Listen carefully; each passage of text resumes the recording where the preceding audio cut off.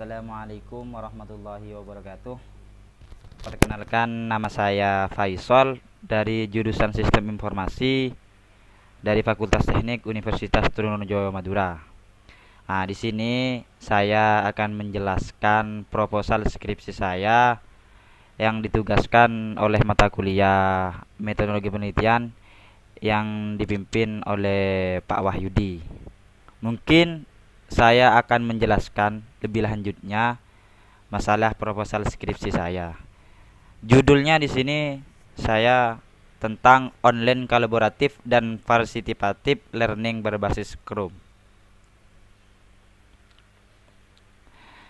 Nah, untuk dosen pembimbingnya yaitu dosen pembimbing 1 Pak Yusuf STMT dan dosen pembimbing 2 Pak Prof Dr. Ali Mumtasa. Untuk yang abstrak di sini yaitu saya akan menjelaskan berbagai konsep dan teknik baru dalam pengajaran. Kan sekarang ini untuk judul saya yaitu ada sangkut pautnya dengan pembelajaran online. Jadi di sini saya mengajukan atau diberikan oleh dosen pembimbing untuk keadaan sekarang COVID-19 ini, COVID-19. Makanya saya itu yang ngambil studi kasus ini dari pondok saya, dari sekolahan saya, yayasan. Nah, karena melihat dari sekarang ini masalah pembelajaran online, jadi sama dosen saya disuruh pembelajaran online aja. Untuk bab satunya yaitu pendahuluan, latar belakangnya.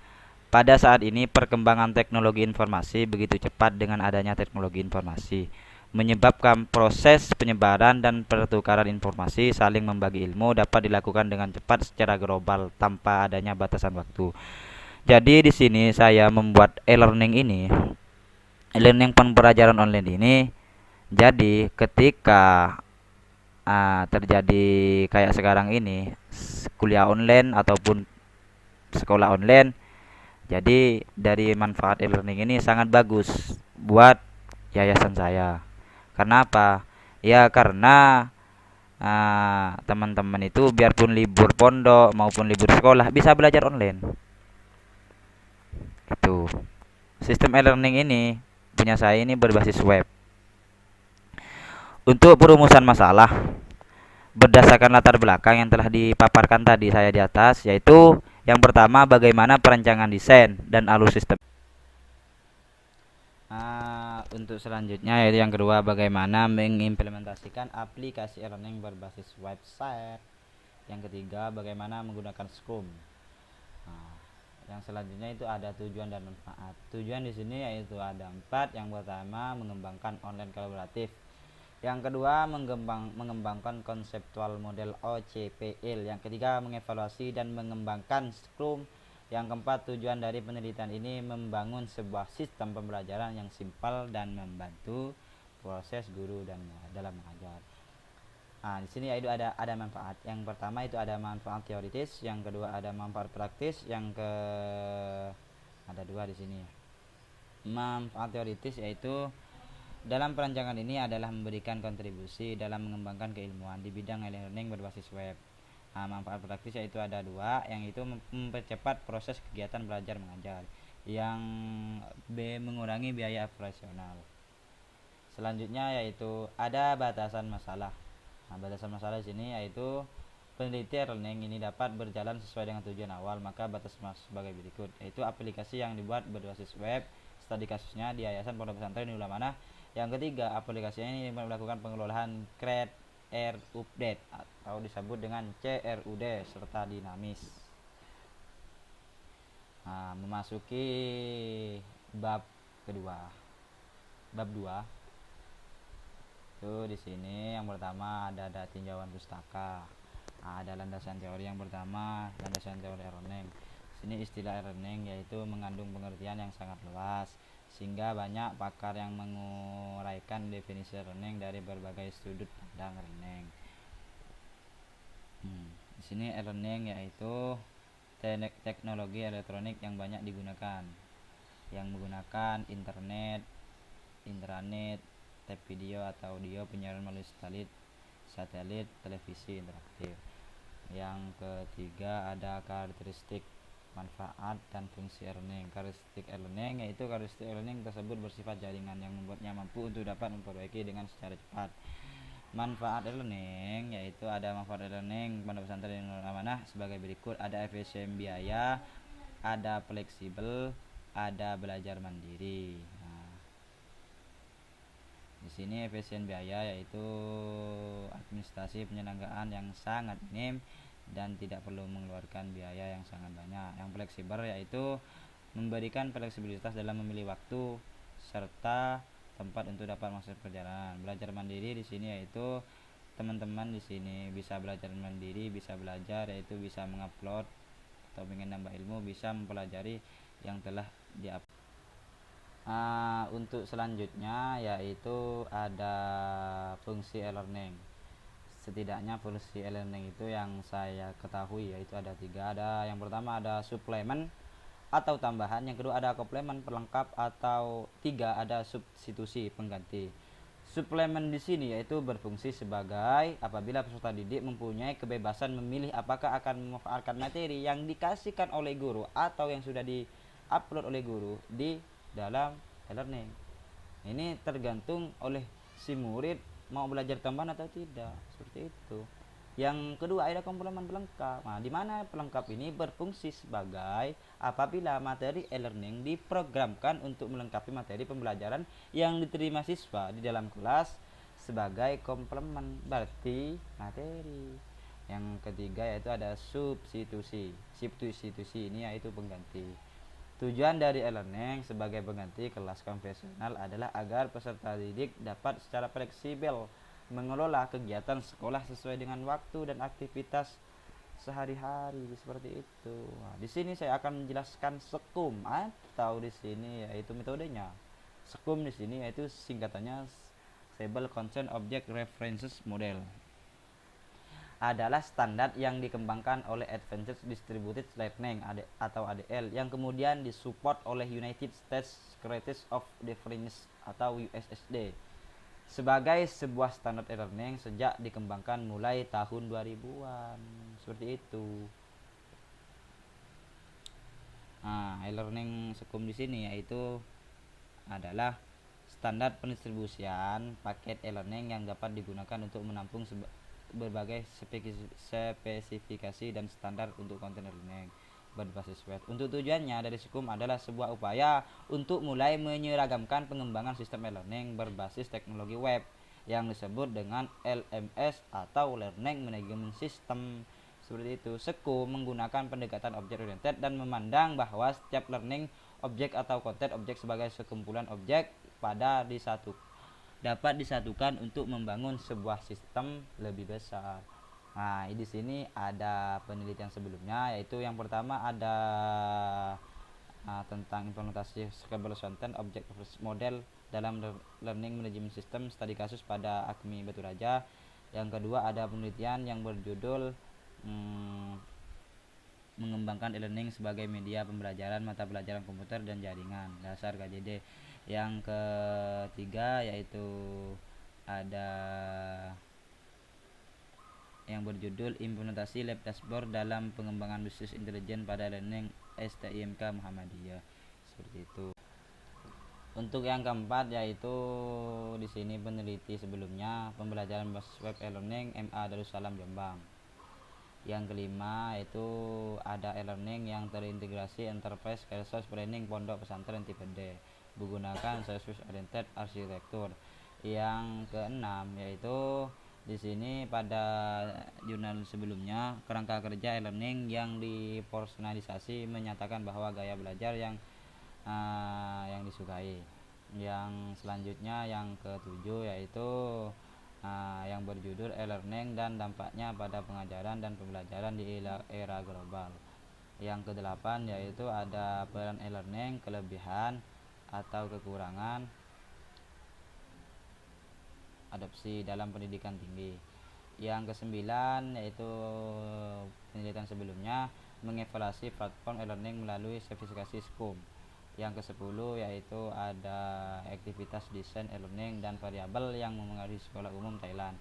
Yang ke-11 yaitu ada tentang faktor-faktor yang mempengaruhi e-learning dan blended learning dalam kaitannya dengan hasil belajar. Yang ke-11 yaitu ada motivasi siswa, studi penelitian tentang pengaruh e-learning pada pendidikan tinggi. Yang ke-12 yaitu ada tujuan pendidikan dalam e-learning menyatakan bahwa perubahan yang berkelanjutan. Yang ke-14 yaitu ada e-learning versus pembelajaran tradisional pada kinerja dan sikap siswa. Yang ke-15 yaitu penelitian dari jurnal berjudul promosikan teknologi efekasi melalui pendekatan e-learning berbasis SKOM. Untuk rangkuman penelitian sebelumnya mengenai sistem e-learning, yaitu di sini ada penelitian tahun, ada topik, ada penelitian ini. Saya sudah salin semuanya dari yang di atas itu penelitian sebelumnya, untuk tahunnya, untuk topik penelitiannya, untuk detail penelitian. Ini ada semua sampai 15. Itu. Ini sudah saya kasihkan di sini. Ini sudah saya jelaskan tadi ya. Ini cuma rangkuman untuk tabelnya. Seperti itu.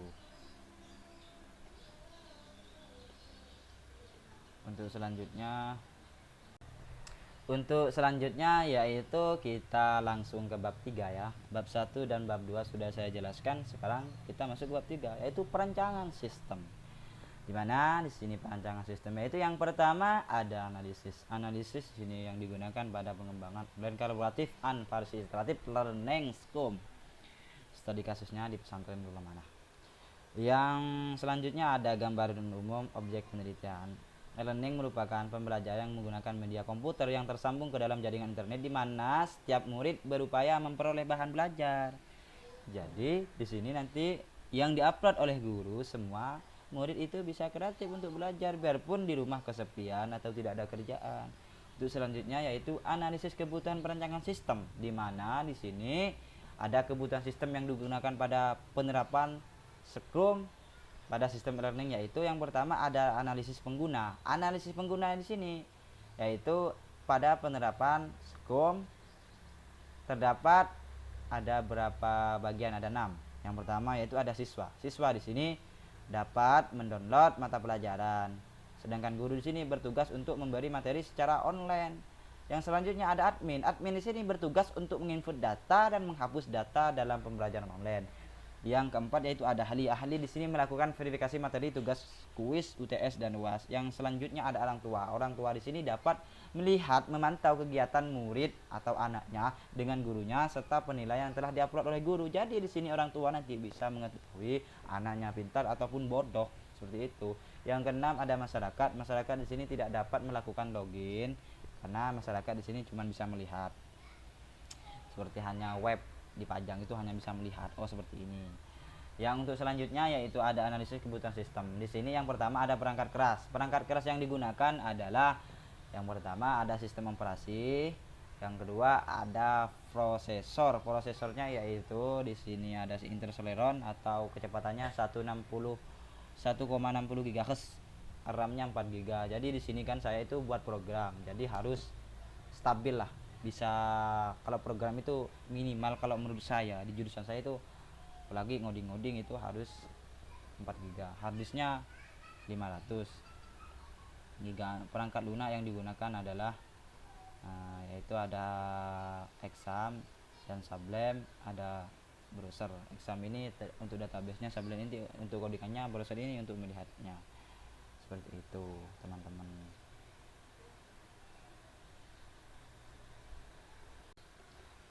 Untuk selanjutnya yaitu ada rencana desain. Rencana desain ini ada flowchart. Flowchart di sini ada admin. Admin di sini bisa membuka atau mempunyai username sama password dan diverifikasi halaman admin. Terus admin di sini bisa update data, input data, dan bisa info data dan bisa keluar juga. dibuat untuk menentukan alur yang dilakukan user pertama login, kemudian menginputkan data kelas, data pelajar, kelas, data guru, dan data siswa admin. Juga bisa mengupdate. Untuk selanjutnya yaitu ada guru. Guru di sini yaitu ada username sama passwordnya, ada verifikasi, dan ada halaman guru, ada bisa upload materi, upload nilai, upload kuis. Untuk mengakses sistem guru harus login terlebih dahulu. Guru dapat mengunggah materi, mengonversi data, jawab pelajaran, mengupload nilai, dan membuat kuis. Semua data diupload oleh guru akan ditampilkan sehingga siswa dapat melihat data yang telah diupload oleh guru. Seperti itu. Yang selanjutnya ada siswa. Di sini siswa itu mempunyai username dan password, juga ada verifikasi, ada halaman siswa, ada siswa di sini bisa mendownload, lihat nilai, bisa mengerjakan kuis. Nah, untuk siswa bisa masuk ke halaman dengan sistem harus melakukan login dengan username dan password yang telah terdaftar sebagai siswa terlebih dahulu. Setelah masuk dengan akun yang telah terdaftar, baru siswa bisa tahu tugas atau materi yang diberikan oleh guru, yang mana siswa akan dapat mengerjakan tugas yang telah diberikan oleh guru, serta siswa juga dapat melihat nilai yang telah diupload oleh guru. Seperti itu. Untuk selanjutnya ada orang tua. Orang tua di sini, di sini ada username dan passwordnya juga, ada halaman orang tua, ada tipe kelas, dan nilai akhir semester. Nah, agar pembelajaran yang diinginkan oleh setiap orang tua terpenuhi, maka sistem ini memberikan akses login kepada orang tua murid agar dapat melihat kegiatan yang yang ada di dalam kelas, seperti hanya saat guru memberikan materi, tugas, kuis, serta nilai setiap murid harus dan hasil dari pembelajaran murid. Seperti itu. Di sini ada ahli di sini ada mempunyai username dan password, ada verifikasi, ada halaman juga, ada profil sekolah, dan ada pembelajaran online. Nah, ahli dapat mengakses segala yang tersedia dalam sistem ini. Ahli mempunyai identitas sendiri dengan memasukkan username serta password untuk mendapatkan izin akses. Dalam sistem ini, yang paling sering dilakukan oleh ahli adalah mengupload tentang profil sekolah seperti itu, serta mengecek pembelajaran yang ada dalam sistem e-learning. Untuk selanjutnya yaitu ada use case. Use case di sini ada beberapa use case. Use case diagram learning terdiri 6 aktor, yaitu ahli, siswa, guru dan orang tua, admin, dan masyarakat, serta memiliki 9 use case, yaitu mengenai pembelajaran online yang dilakukan oleh siswa dan guru, pemantauan orang tua dari pembelajaran online ini, pengecekan ahli dari segala sistem learning, mengatur pembelajaran oleh admin, serta aktivitas dari masyarakat. Seperti itu. Untuk rencana uji coba, kami di sini Isol dari jurusan sistemasi atau dari Universitas Trunojoyo Madura. Rencana uji cobanya ini akan dilakukan survei langsung di lembaga yayasan saya, Pondok Pesantren Nurul Amanah, yang akan disaksikan oleh kepala sekolah, semua staf lembaga, dan guru untuk mencoba sistem yang telah dibuat sehingga akan mendapat hasil lebih lanjut apakah aplikasi sudah sesuai dengan yang diinginkan atau perlu penyesuaian lebih lanjut. Kalau seandainya nanti ada kekurangan atau kebutuhan yang diinginkan oleh yayasan, saya akan melakukan ulang, saya akan menambahkan seperti itu. Untuk selanjutnya yaitu di sini yang terakhir yaitu ada daftar pustaka. Daftar pustaka ini saya sudah ambil dari jurnal-jurnalnya, yaitu ada 15 ini, yaitu di sini ada daftar pustaka. Saya mengambil dari jurnal yang internasional. Yang pertama, yang kelima itu ada bahasa Indonesia, yang ke 10-nya berbasis bahasa Inggris. Ini tuh sampai 15. Nah, mungkin sekian tutorial skripsi atau judul skripsi saya, mata kuliah metodologi penelitian, yang dipandu atau dipimpin oleh Pak Khalidi. Kurang lebihnya saya mohon maaf bila ada kata-kata yang kurang mengenangkan atau materi atau tutorial yang saya jelaskan. Setelah ini Anda bisa cari di internet masalah tentang SKUM kurang paham. Saya cuman dari yang saya jelaskan ini dari pemahaman saya dan studi kasus di pondok pesantren saya. Jadi teman-teman apabila kurang jelas silahkan pelajari lebih lanjut. Sekarang ilmu itu mudah, bisa dipelajari di mana-mana, di YouTube banyak, di Google banyak, tergantung teman-teman bisa meluangkan waktu untuk belajar ataupun tidak. Mungkin itu saja, kurang lebihnya mohon maaf. Wallahul muwaffiq ila aqwamit thoriq. Assalamualaikum warahmatullahi wabarakatuh.